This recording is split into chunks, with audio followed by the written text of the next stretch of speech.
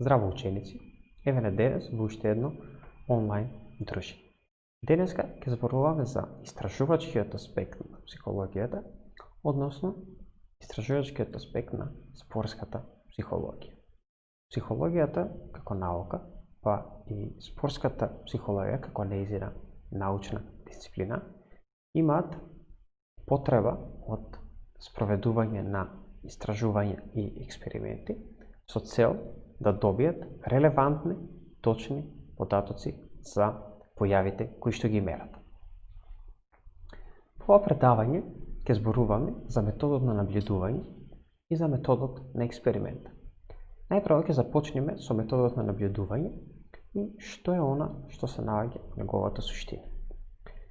Набљудувањето е квалитативен метод кој подразбира внимателно следење на се што е важно да се види и слушне, внимателно дескриптивно или описно запишување, дисциплинирано бележење на терен, умење да се развијат важни детали од неважни и доследно известување за сопствената перспектива која ја има самиот истражувач, односно самиот набљудувач.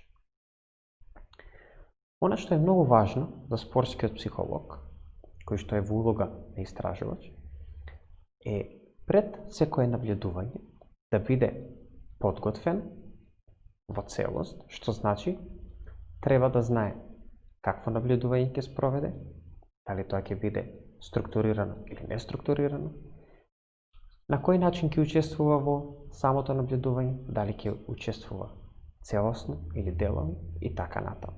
Како и да биде подготвен со многу други детали и сознание. Сето ова е прв услов доколку спортскиот психолог има потреба од добивање квалитативни податоци за одредени појави. Кои се предности на набљудувањето?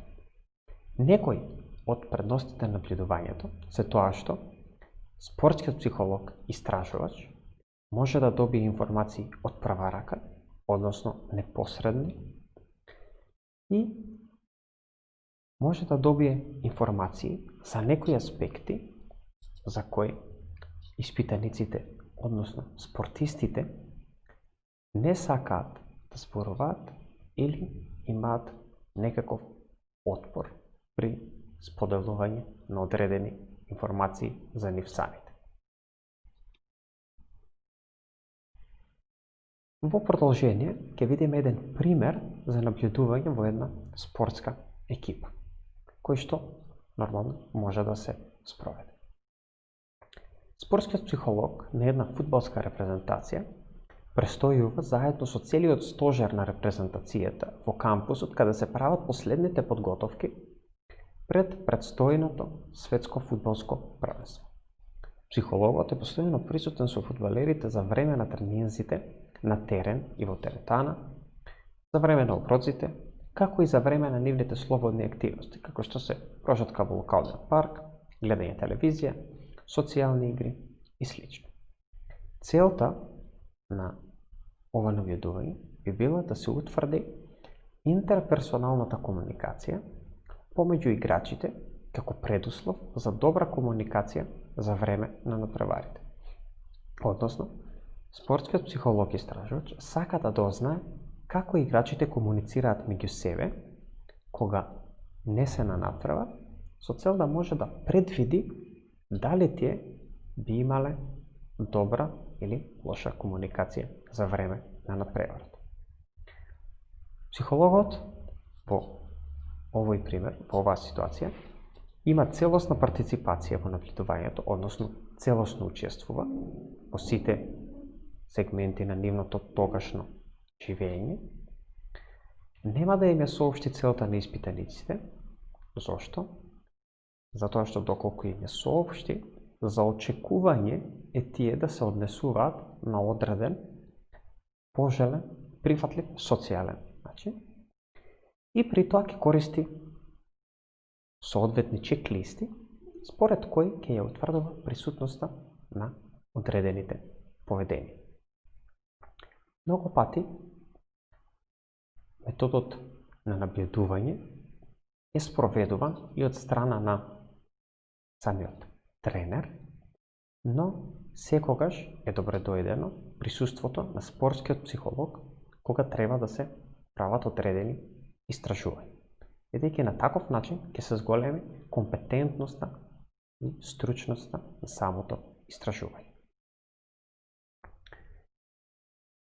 Следно имаме експериментален метод. Што представува експериментот? Експериментот представува истражувачка постапка со која се предизвикуваат систематски промени во определена појава, за да се посматра нејзиното влијание врз појавата што се проучува во услови кога сите други појави се држат под контрола. Она што е значено и задолжително за еден експеримент е тоа дека експериментот треба да има барем една независна варијабла или променлива и барем една зависна варијабла. Независната варијабла е онаа варијабла која експериментаторот или во нашиот случај спортскиот психолог ја манипулира со цел да го утврди нејзиното влијание врз зависната варијабла.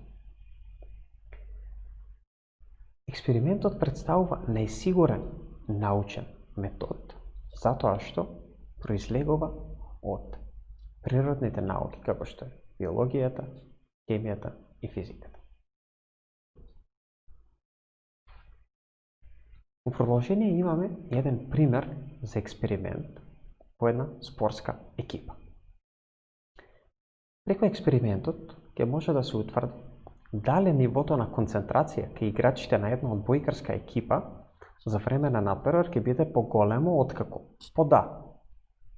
Пред надпревар одбојкарите ќе бидат изложени на релаксационен тренинг исполнет со техники на дишење, или под Б, нивото на концентрација кај одбојкарите ќе биде поголемо откако пред надпревар ќе бидат изложени на ментален тренинг со визуализација. Во овој случај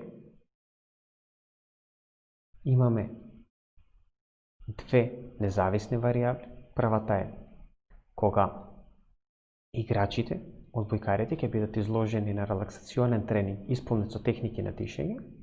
Втората независна варијабла не е моментот кога играчите или одбојкарите ќе бидат изложени на ментален тренинг со визуализација, додека пак зависната варијабла не е нивото на концентрација. Така што со манипулирање, односно со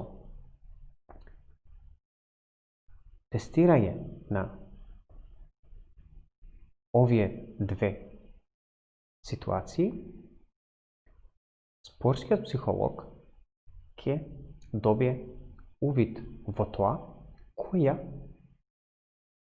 од овие две методи е поефикасна и подобра за самите одбојкари и на таков начин ќе има сознание за воиднина и за нивните следни надпревари, односно како да се подготвуваат пред следните надпревари, кога ќе сакаат да го подобрат нивото на концентрација. Откако би се завршили двата надпревари, односно откако пред едниот надпревар одбојкарите ќе бидат изложени на релаксационен тренинг исполнет со техники на дишење и ќе се добијат соодветни мерки, и откако по завршување на вториот, односно следниот надпревар, ќе се добијат соодветни мерки, а пред самиот надпревар играчите биле изложени на ментален тренинг со визуализација, спортскиот психолог ќе може да ги спореди двете групи мерки, добиени на иста група испитаници, и да извлече соодветни полезни заклучоци кои што ќе бидат корисни за него самиот.